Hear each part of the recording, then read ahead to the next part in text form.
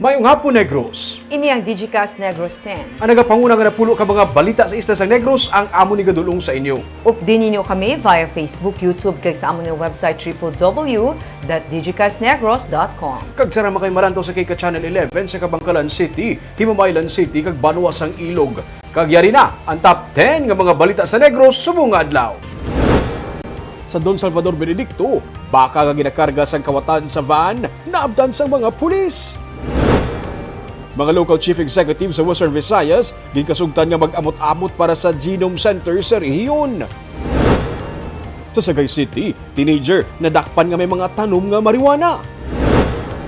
Sa Negros Oriental, NBI nagausisa sa isa ka ginaligar investment scam sang isa ka pastor. Kag sa Good Vibes, kinalahon ang duha ka tuig nga bata nga makaspell kag maka-identify sa mga capital cities. Inatanan sa Digicast Negros X.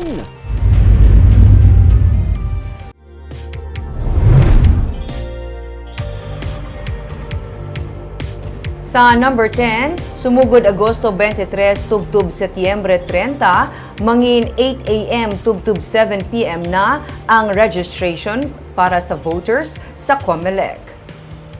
Sunod kay Provincial COMELEC Supervisor Attorney Fatima Aspan, Lunes tubtub Biyernes ang 8 a.m. tubtub 7 p.m. nga schedule, kag sa kada Sabado naman 8 a.m. tubtub 5 p.m. Ang satellite registration, kung wala naman sang satellite registration sa Sabado, ang registration patigayunon sa kada talatapan sang COMELEC. Pero sa bahin sang COMELEC Bacolod, ang 8 a.m. to 7 p.m. nga schedule ang magasugod Setyembre 1 na. Sunod kay Elections Officer Attorney Catherine Trino Canya, sa Agosto 30 pa magabalik report ang mga personnel sang COMELEC nga karon naka-quarantine pa matapos may tato sa ila nga nagpositibo sa COVID-19. Naka-schedule sa Agosto 30 ang satellite registration sa SM Mall, kag tungod nga na-cancel man ang salasal, iga-schedule man ini sa Agosto 31. Ang mga na-cancel nga satellite registration sa Bacolod sang tion nga wala sa opisina ang COMELEC Bacolod, iga-schedule liwat. Ginalauman nga mas madamo ang ma-accommodate sa extended registration hours. Pero may pahanumdum naman si Trino Canya sa mga magaparehistro. Ma-start kami sa office with the registration September 1 until 7 p.m. But of course, if you're saying na ang office ang registration is until 7 p.m., it doesn't mean ang aplikante makadtuman by 7 p.m. Because na may mga procedure pa kita maginahimo, no? The same with the previous natin nga schedule, kung 8 to 5, it doesn't mean man nga 5 o'clock man makakadto sila sa opisina.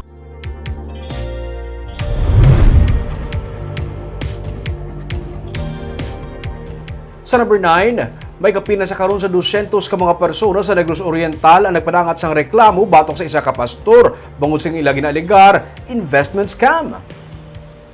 Ginausisa sa karon sa National Bureau of Investigation ang ginaligar investment scam batok sa isa ka pastor sa Negros Oriental. Ang pastor ang ginatudlo nga yara sa likod sang AGF Trading kung sa diin iya ginapromisahan nga dublihon ang investment nga kwarta sang iya nga mga nabiktima. May 200 ka mga persona suno sa NBI nagpalabot sang reklamo batok sa pastor kag masobra sa 100 milyones pesos man ang ginaligar nga ginpalagyo niya nga kwarta. Hindi na sa karon mag-contact sa mga biktima ang pastor, gani sila nagpadangat sang reklamo sa NBI bangod man sang libo-libo nga gininvest sa AGF Trading. Parayon ang investigasyon sang NBI sa sini nga kaso.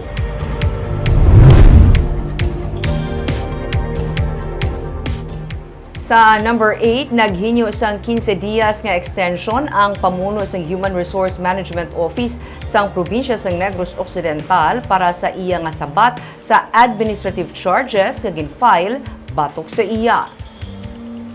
Sunod kay Attorney Alberto Nelias Jr., ang Provincial Legal Officer, naghinyo sa extension si Attorney Annabella Palik para sa pagsubmit sang iya nga sabat kag ini ang gin-grant naman sang probinsya. Sa Agosto 28 ang mangin deadline sini kag diri mapatod kung ano ang gusto ni Palik bahin sa iya nga pagsabat sa administrative charges batok sa iya. Ini kung luyag niya sang hearing o kung mag-submit na lamang siya sang position paper. Oppression, conduct prejudicial to the best interest of the service, grave misconduct, and for being notoriously undesirable.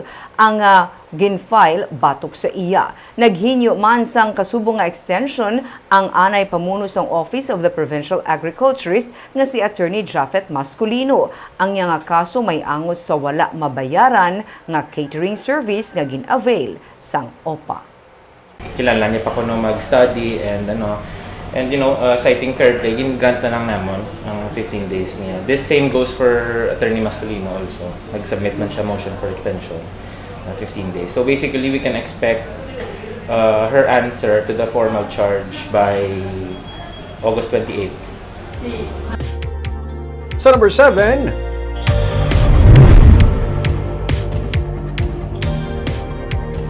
sa Sagay City, mga tanom nga marijuana sa isa ka teenager na diskubrihan sang pulis. Sa bulig sa mga residente nga naghatag sang impormasyon sa kapulisan, natukiban sang kahapon sa Purok Mahirupay, Barangay Tabaaw sa syudad sang Sagay, ang mga tanom nga marijuana malapit lang sa balay sang naaresto nga sospek. Ang naaresto si Mark Gerald Maru, 19 anyos, kasuno sa pulis, isa sa nagapanag-iya sang tanom, at large naman ang yaupod nga si Marcelino Maru. Apat ka fully grown suspected marijuana plants ang nakita sa lugar, kag 7 ka mga magagmay nga mga tanom. Ginpanggabot naman sa kapulisan ang ini nga mga tanom. Detained na karon ang teenager kag kaso nga paglapas ang Republic Act 9165 ang ipasaka batok sa iya kag sa nakapalagyo niya nga kaupod.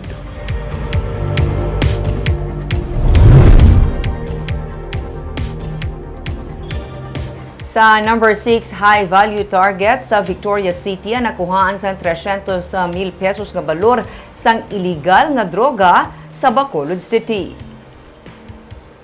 Arestado ang 33 anyos nga si Joel Alma, pati ang iya nga upod nga si Mats Erickson Pastrana matapos makuhaan sang 40 gramos nga suspected shabu sa buy-bust operation sa Barangay Elhis sa Bacolod. Ginabulubanta nagabalor sang 272,000 pesos ang illegal nga droga nga nabawi sa ila. Suno sa pulis, lunsay newly identified drug personality sa Bacolod ang mga naaresto, pero ang subject nga si Alma ang ila natukiban nga isa ka high-value individual sa syudad sang Victorias kung sa diin ini naghalin. Kaso nga paglapas sa Republic Act 9165 ang ipasaka batok sa duha ka suspect.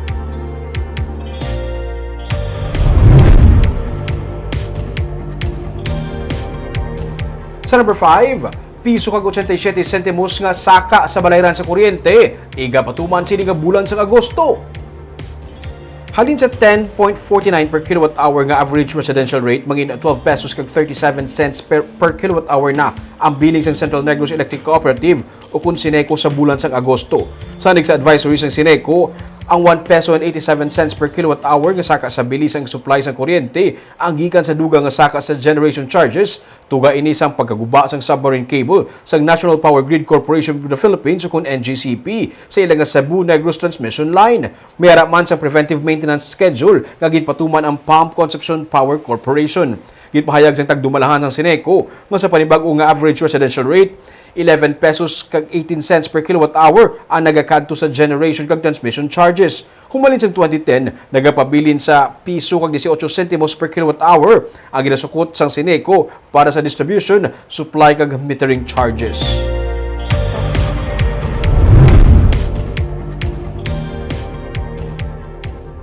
Sa number 4, sa Western Visayas, ang probinsya sang Negros Occidental ang may pinakadamo nga nabakunahan sa target sini sa A2 category o kun mga senior citizen. Sa datos sang probinsya, masobra na sa 61% sa karon sa mga senior citizen ang nabakunahan sa Negros Occidental. Ginatutukan ang pagbakuna sa mga senior citizen bangod diri naglag ang probinsya bahin sa vaccination program. Suno kay Provincial Health Officer Dr. Ernel Tumimbang, ginatunan ang pagpatigayon sini sa mga barangay tigaylo nga maglakat ang mga katigulangan sa vaccination sites. Kung sa diin ang iban, may kabudlayan na sa ilang nga mga pagpadulong sa lugar. Wala gina-recommend ni tumimbang ang mobile vaccination sa karon bungod sa ginalantaw kabudlayan bahin sa monitoring kag subong man sa mga vaccination forms kag reporting. Sa regional nga pagsinapol kay Inas ang aga, suno kay tumimbang ang Negros Occidental man ang may pinakamanubo nga positivity rate. Yara karon suno sa iya sa 8% ang positivity rate sa Negros Occidental. Ang iban nga mga LGU sa probinsya yara sa 35% suno sa iya. 61% plus pa na by decimal. So that means, and we are the highest sa accomplishment sa region. Padala na nila sa amon ang ilang agin report kay na sa region nga gin accumulate nila. Then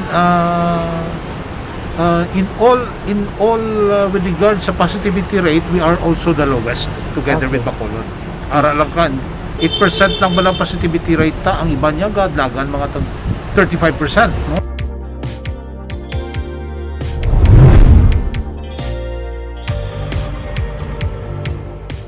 Sa number 3, ikaduwa nga vaccibus para sa mobile vaccination sa Bacolod, igatalana para sa mga senior citizens ug sa mga barangay nga may manubo nga mga kadamuon sa nagapabakuna.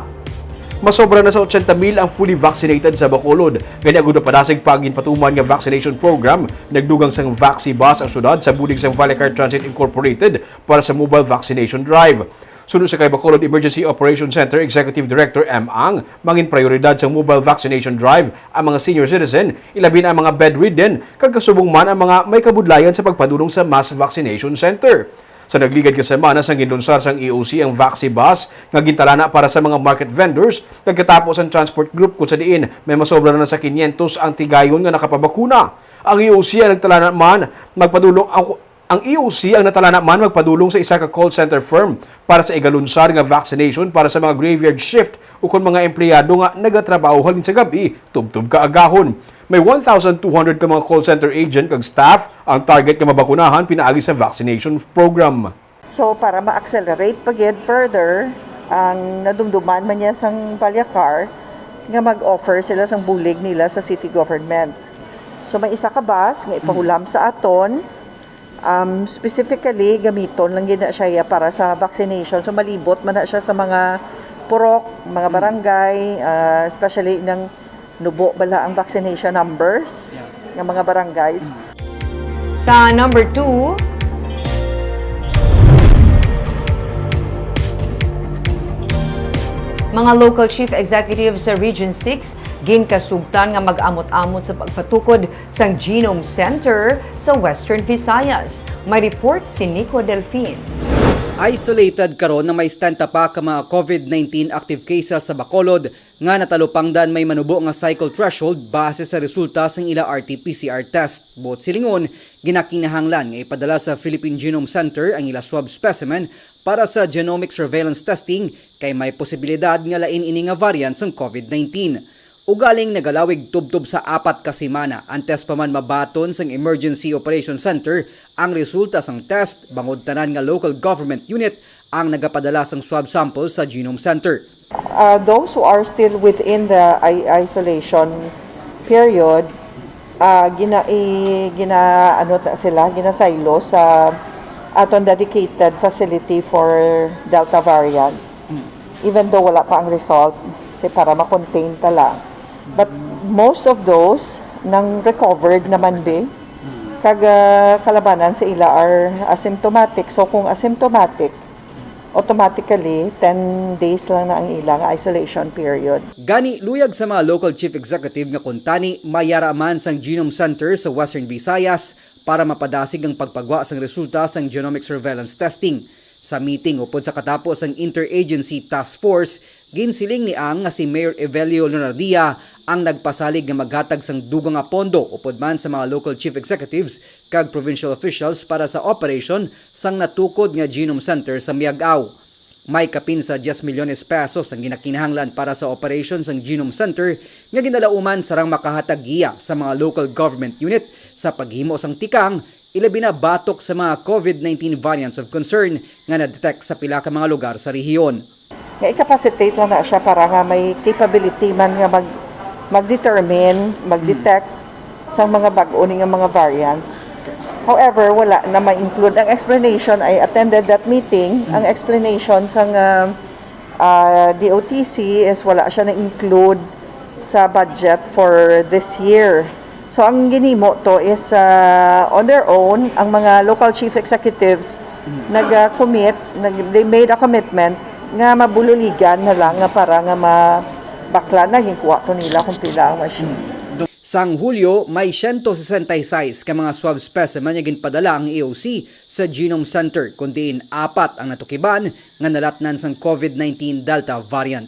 Nico Delfin para sa Digicast Negros. Kag sa numero 1 sa mga balita, subong nga adlaw.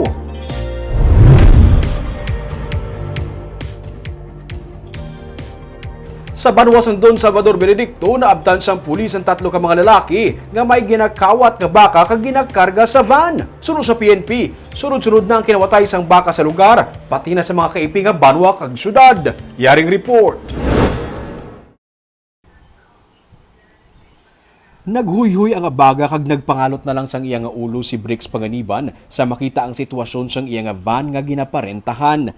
Wala na ang mga pulungkuan sa sulod, kag naganilapta ang higko sang baka. Sa iya ginrenta ang van nga ginkargahan sang kinawatan nga baka nga naabtan sa mga pulis kay ang kaagahon sa barangay Bunga sa Don Salvador Benedicto. Si Clyde Ercida ang nagrenta sang van kay gamiton kuno sang iya nga tiya sa paglibot-libot sa Negros. Ano nga balisar ano nilang van kung may bisita siya? Amo nang siling niya, ang tita niya ang kausar, ga-drive lang siya sa tita Sin uli siya, niya. sir? Actually, ano siya si Mr. Nakuha mo naman siguro yung full yes, name niya. Oo, Clyde? Si Clyde. Dapat na Clyde. Nakigsugilanon siya sa mga pulis kay nasang aga para klaruhon ang iyang ngalan. Ginaresto sa mga pulis sa Jerry Hinilaso. Ang driver sang van, si Clyde Ercida nga amo ang nagrenta sang van kag ang 23 anyos nga si Rolly Francisco. Wala niya mapunggan nga kadtuon sa detention cell ang 3 para masugilanon. Naabtan niya pa ang isa ka taga San Carlos City nga nadulaan man sa baka nga nagapautwas ang kalain sa buot sa 3. Matapos ang ginkawatan sa baka, siya naman ang nagbulos. Itong basa ko, itong patuig na kung nasa propisyo. Kung tayo may mga estudyante kung pinatiganan, tigi-isa ng kagiro. Tika mo ang inyo yung magatyagan, lipay ka mo kung makukuha ka mo. Di may lang kung ginabakalan nyo sa pagkaon, pero kung ginagasto ninyo sa sabo, grabe nga perwisyo ninyo. Matapos ang ginkawatan sa baka, siya naman ang nagbulos. Storyahan ta kung anong damage nyo, kung ano. Kaya hindi pwedeng hindi ma-charge sa inyong damage. Pati ang pila ka adlaw nga hindi maarkilahan na or bulan, i-charge ko sa inyo ha. Charge ko sa inyo na. Sunod sa pulis, hindi ining unang ation nga may nag-report sa ilang nga hinali na lang nag-missing ang ilang nga mga baka. May pila na ka mga reklamo nga ginpadangat diri sa may Don Salvador Benedicto PNP nga may nagakatabo nga seryes ang kinawatay sa mga baka. Hindi lamang sa Don Salvador Benedicto kundi pati na sa Calatrava kag San Carlos City. Gani ginplano ang pagpatrolya sa oras ng kaagahon sa oras nga nagakatabo ang kinawatay kag naswertehan ang pulis, naubos naman ang swerte sa mga sospek kay nadakpan sila sa akto. Sunod sa Deputy Chief sa DSB-PNP nga si Lieutenant Everly Canto, nalabyan nila nga nagaparking ang van sa higad sang dalan pero nagaandar, nagduda na sila. Tapos nag-approach, nagpalapit kami, dito ginamon na nakitaan, naaktuhan ginamon, nga ang may 3 katawo nga naga-push, ginapasulod nila ang baka. Ginapasulod pa Oo, lang? napasulod ginila. Napasulod pa ginila? Napasulod ginila. Sa Gakarga pa lang sila that time, ma'am? nakarga. So meaning caught in the act, pagkarga. Nakitaan gina. Nakuhaan ang driver sang van nga si Hinelaso sang pusil kag mga bala. Kag si Ercida naman nakuhaan sang 2 ka mga sachet sang shabu. Suspetso sang pulis, sila man ang sa likod sang serye sang kinawatay sang baka sa lugar. Wording kagina sa isa ka suspect, no? Ang driver nag-ako ini siya nga naghambal siya nga ika-3 pa man lang siya kaya kuno nag-drive. Di ang bako katamo na isang kaso dire. Oo. Ya, mami ika-3 ko pa man lang niya. Tipo Nagsamo ang kainit kag kalipay ni Jessa Pedrosa. Iya ang baka sa sulod sang van nga naabtan sang pulis. Oo, tingala kami ganin sir. Oo. Mga siling namon daw hindi man siya bala masulod sa van kay kagamay. Oo. Pero hambal sang pulis gani. Ang tindog sa amon baka may space pa gidya. Kaya? Oo, kaya pa bisan 3 isulod pwede gid. Ang iya hinablos nga si Lily Rose, ginkawatan man sang baka sa Nobyembre sa nagdigad nga tuig.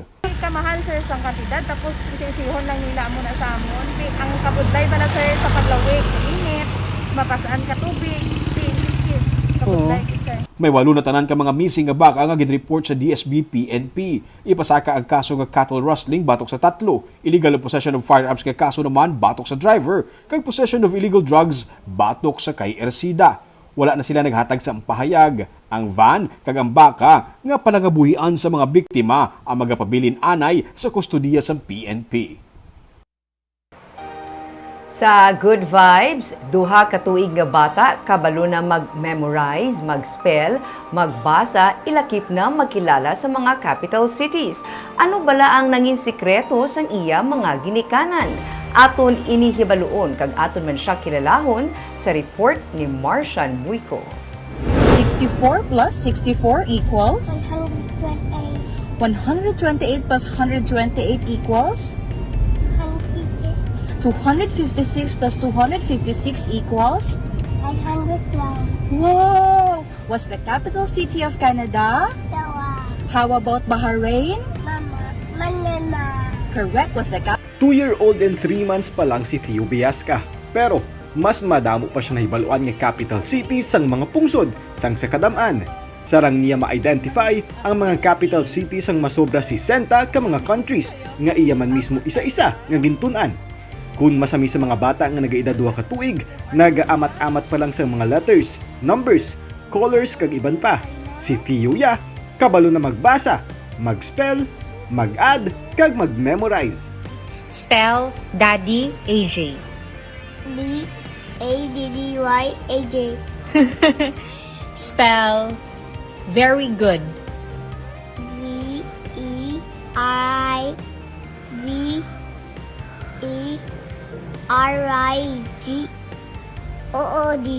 Spell Cocomelon. C-O-C-O-M-E-L-O-N. Suno sa proud parents ni Theo nga si Daddy AJ nga gikan sa Bacolod, kag Mami Shola nga taga Misamis Oriental, kag karon nakabase na sa Dubai. Samtang ginabusong pa lang siya, nagapatokar sila sang music kag educational songs para kay Theo.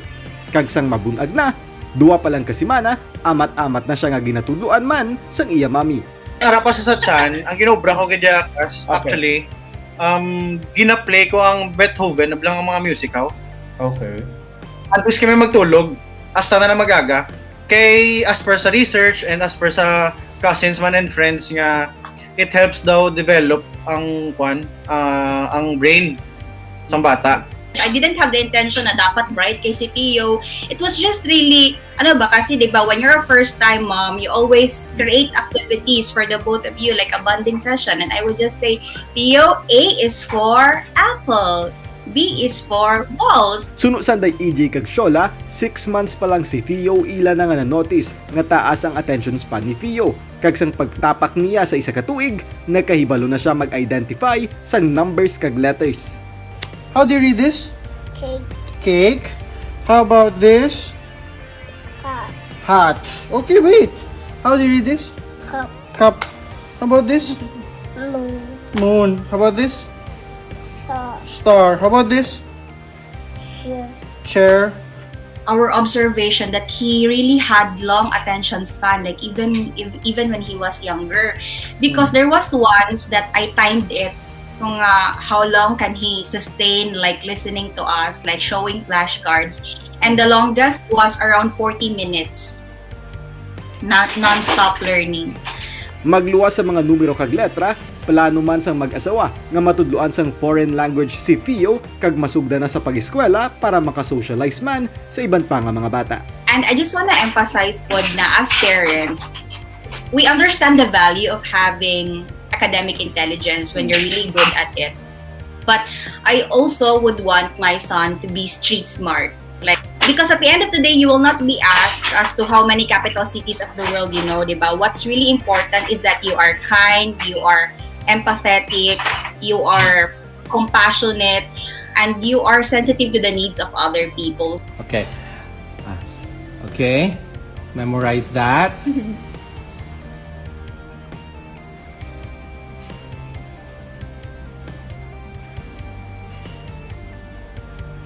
Oh my goodness! Mayara naman sang ginhimo nga TikTok account ang proud parents ni Theo. Sarang ma-follow ang iya account nga at Theo Biasca sa TikTok kung sa din makita ang iyang abilidad kag kaalam. Germany, Hungary, India, Indonesia, Martian Wico para sa Digicast Negros. Believe ko ba kay Theo, no? Grabe. Ako sang 2 years old ko, for sure, hindi ko nakabalo. At sa muli ko kabalo sa ibang capital, sa ibang countries. kami, ang mga kabalo ko lang ko yung mga familiar na kung nga lugar. Kung ibang. Ano naman, na-identify din na siya, ano na siya, hindi man. Ito doon, siguro. Oo. Eventually, kung sa bata, dasig siya mag-memorize, 2 years old ba? Kaya ang average nga 2 years old kami, doon hindi man niya. Sa 2 years old, siguro ba memorize ko lang maghibi? Kaya pangayo. Pero grabe, no? Tumalag sa hon kami. Yes. Kaya hindi siya regular nga 2 years old sa mga kilala. Kag syempre, kina-imagine ko lang kung ano ka-proud ang parents ni Theo sa iya. Sometimes may genetic, malaming intelligence. Must be the genes. Kaaga po ito mga balita sa Negros subong adlaw. Kay man sa panahon karon importante nga maihibalo ka sa nagakatabo sa imo nga palibot. Pero dapat balanse kag eksakto ang mga impormasyon. Padayon kami nga magapangalagad sa Negrosanon. Ako si Barbara Mijares. Tubtub sa buwas ako naman si Romeo Subaldo, mayong hapon.